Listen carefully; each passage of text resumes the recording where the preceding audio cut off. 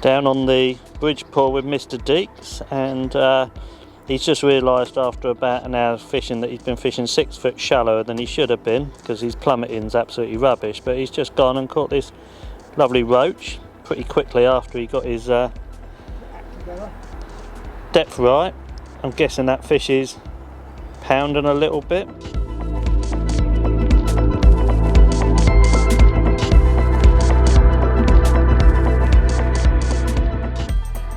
I thought if Mr. Deeks was a liability, we've now got Mr. Rushmere in the boat with us. Big liability. Unbelievable. You should have seen it. I should have taken the video of him getting in the boat. How are we going to get him out? I do not know, but I've got suspicions he might get wet.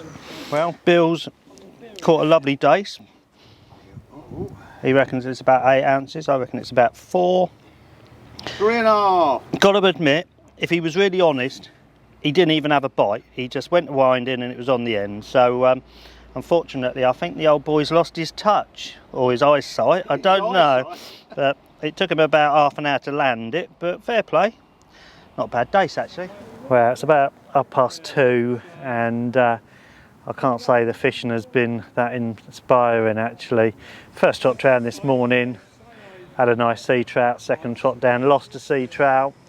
Had a little bit of a spell of catching some nice roach and some dace, sort of roach up to 12 ounces. Lou had one a pound and a bit. Dace to about 8 ounces, but then the tides just filled the pool and it never fishes well on a high tide when there's no flow. At the moment, I've probably done a bit more sleeping than fishing because it's that tough. I sort of have half-hour trotting and I had one small sea trout and sorry about that, I don't know what he's on, drugs by the sounds of it.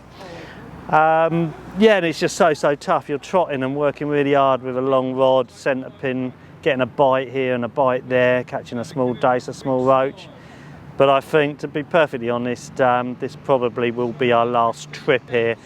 £100 a day.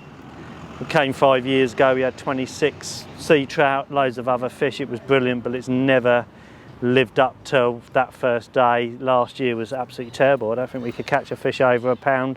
Couldn't get a bite on a bit of sweet corn, and when we fished maggots it was just tiny little fish. So yeah, we're going to give it a couple more 3 hours. Quite a long day. Hopefully the tide will start going out, start catching some fish, and yeah, it will tempt us back another time, but at the moment it's not looking that way.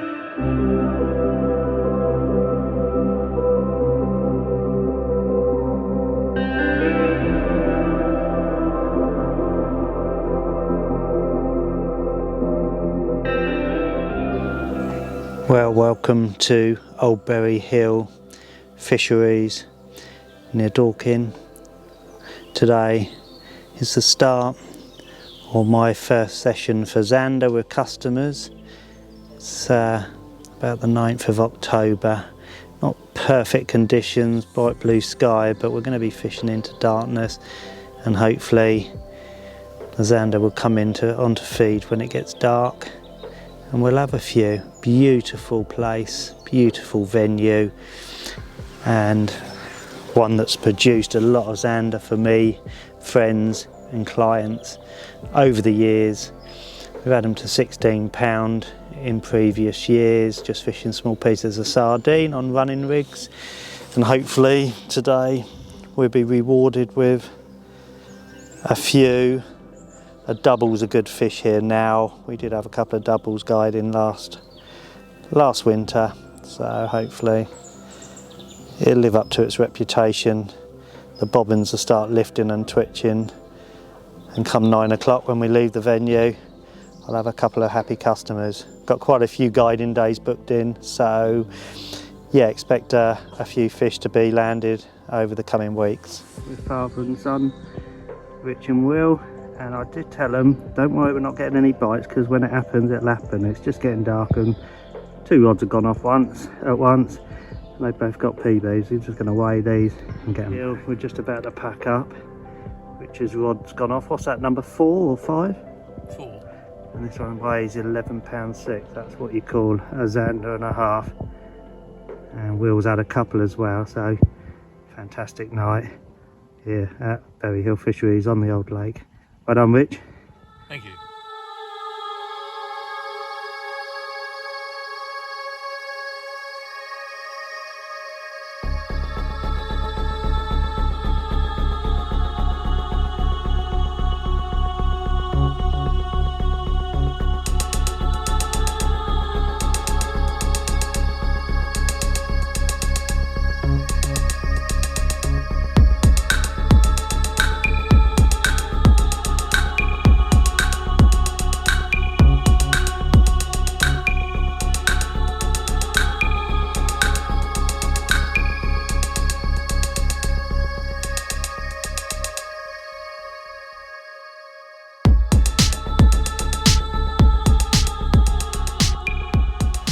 This month's item of kit that I would highly recommend are my muck boot. These are the men's ankle boots. They're the Arctic Excursion ones. And what I love about these is they are 100% waterproof.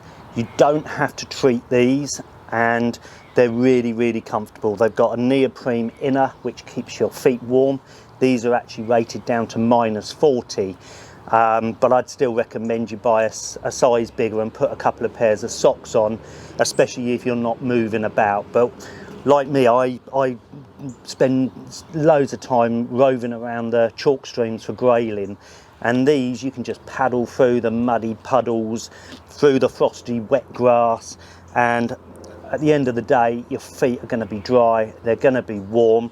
They're about 8 inches high, so you know, if the river comes up and it's lapping the bank like it does sometimes, you don't have to worry about getting your feet wet.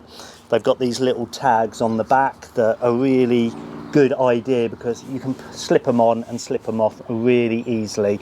I've had these about 5 years. They look worn, but they've got loads more time and wear in them, and probably another 5 years I'll still have these. They come at a price, they're about £100, but if you take into consideration they're going to probably last you 10 years, it's a small price to keep your feet warm, dry, comfortable, and again fishing effectively. So if you're looking for a boot, just a comfortable boot that's going to keep you warm and dry, then check out the mud boot companies, because these boots are the business.